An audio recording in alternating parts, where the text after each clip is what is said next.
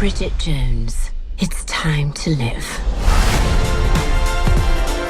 Alright, movie fans, so gather round. Cautionary tale. This one's about love, sacrifice. Bridget Jones mad about the boy.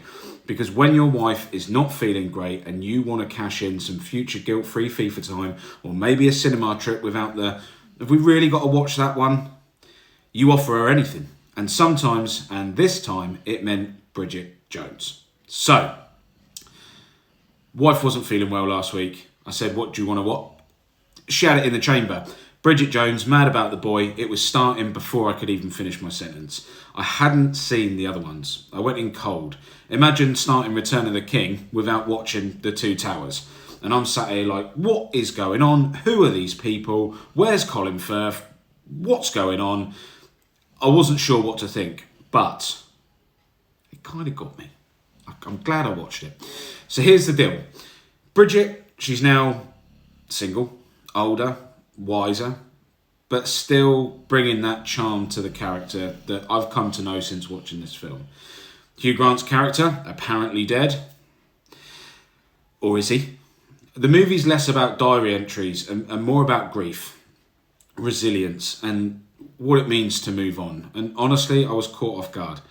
I expected wine-soaked voiceovers and pratfalls. Instead, I got a story about loss and trying to rediscover joy. And we've all been there. We've all lost people. So we all know what it is to need to get back into the world. And here's the moment I knew I was in trouble.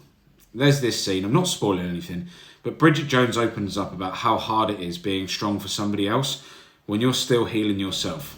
And my brain's like, I get it. I've been there.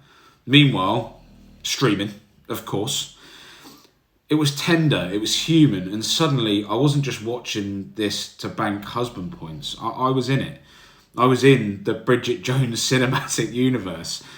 Not for long, but I was there. I don't plan on staying there, but I enjoyed it. So let's talk about the boy. He's stoic, he's a little too quiet, and while the film kind of implies he's hurting because his dad died, I kept thinking this lad looks like he's prepping to join the X-Men.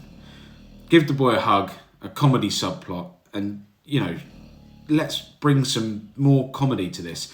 But the emotional core is solid. The relationship between Bridget and her son carries most of this film. They're going through it together. It's awkward and sweet and honest in the way that only British films can do it. Like Love Actually, but with more tissues and less Keira Knightley in this instance. Also, am I the only one that saw Isla Fisher for literally 2 minutes? Now, being a completionist, I said to the wife, all right, let's go and watch the others. So we're 2 in. I've watched the Bridget Jones, fine, dated, but fine. Edge of Reason, little bit better, crazy and a bit unrealistic. But this one, it felt more grown up. It felt more grounded. Like she finally stopped chasing chaos and she started facing life. And sometimes it takes a jolt to realise that you've got to stand up and face the music. So here's where we land. Would I recommend it? Yes. Especially if you're married, engaged, or just trying to cash in, or for future boys' night out or something. But even beyond the brownie points, it's genuinely a heartfelt film. It doesn't reinvent the rom-com, but it ages it gracefully. Less giggly, more griefy, but in a way that hits.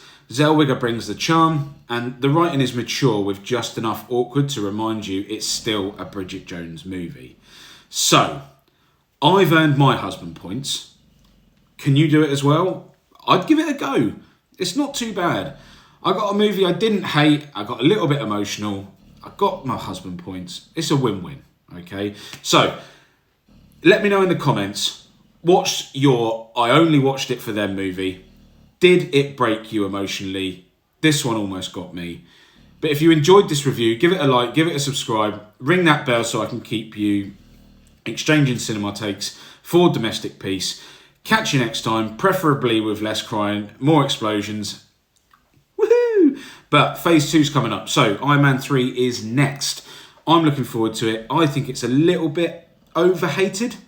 I think it's okay, and I think it introduces a lot of development for the characters within it. However, we're done with this one. Remember, guys, as always, keep on smashing. Have an amazing day. Thanks for being with me on this journey. I'll see you for the next one.